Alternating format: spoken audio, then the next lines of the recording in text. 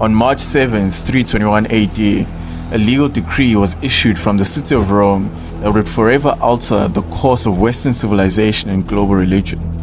Emperor Constantine the Great, the first Roman emperor to profess Christianity, issued a civil law commanding rest from labor. But he didn't command rest on the biblical Sabbath, the seventh day of the week. His decree read, "On the venerable day of the sun, let the magistrates and people residing in cities rest, and let all workshops be closed." To the average viewer, Constantine was simply making a Christian day of worship. But historical scrutiny reveals a deep, profound deception. Constantine was not a theologian. He was a master politician managing a fractured, sprawling empire. At this time, the Roman Empire was deeply divided between a rising Christian population and a massive pagan majority who worshipped Sol Invictus, the unconquered sun. And here's a fact which most history books leave out.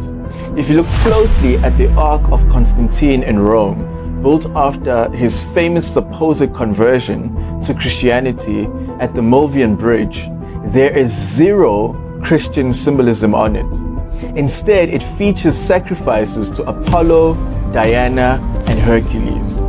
Furthermore, the coins minted during Constantine's reign, long after his conversion, bear the inscription Soli Invictor Committee, which means, translated to English, committed to the invincible sun.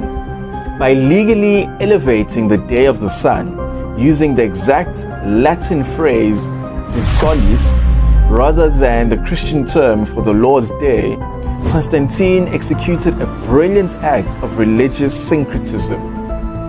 Interestingly, his decree exempted agricultural workers, revealing the fact that this was an economic and political move and not purely a spiritual one. He satisfied Sunday worshipping pagans while appeasing a growing faction of Christians who were already meeting on the first day of the week in an effort to distance themselves from the heavily persecuted Jewish population. This was the genesis of the false Sabbath, and Constantine laid the political foundation. The theological hijacking, however, was completed a few decades later by the church itself. Enter Pope Sylvester I, a contemporary of Constantine. It was during his papacy that the Roman Church officially attempted to rename the days of the week, officially designating the first day as Dies Dominica, the Lord's Day. Then at the Council of Laodicea around 364 AD, the Roman Church took an unprecedented step. It didn't just promote Sunday, it weaponized it. Canon 29 of the Council explicitly stated, Christians must not Judaize by resting on the Sabbath, but must work on that day. But if any shall be found to be Judaizers, let them be anathema from Christ. This is a staggering detail.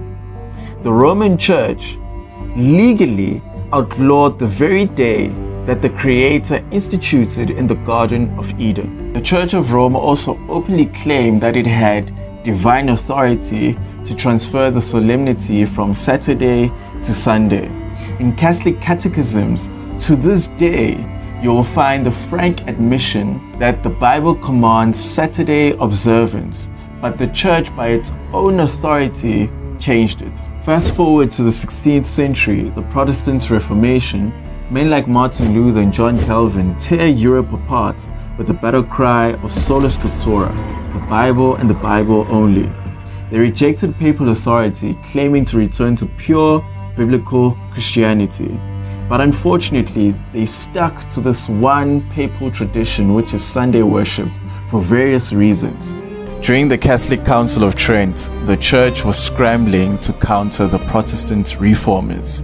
For decades, the Council was deadlocked on how to handle the Protestant claim of Sola Scriptura. Then on January 18, 1562, the Archbishop of Reggio delivered a knockout theological blow. He stood before the council and pointed out the fatal hypocrisy of the Protestants. He argued that the Protestants claim to follow the written word only, yet they observe Sunday, a day completely absent of divine command in the Bible. De Fosso declared that by keeping Sunday, the Protestants were unknowingly bowing to the authority of the Pope. Even the foundational Protestant documents, the Augsburg Confession of 1530, openly admits in Article 28 that the Catholic Church changed the Sabbath, yet the Reformers chose to keep Sunday for the sake of good order. The deception, unfortunately, survived.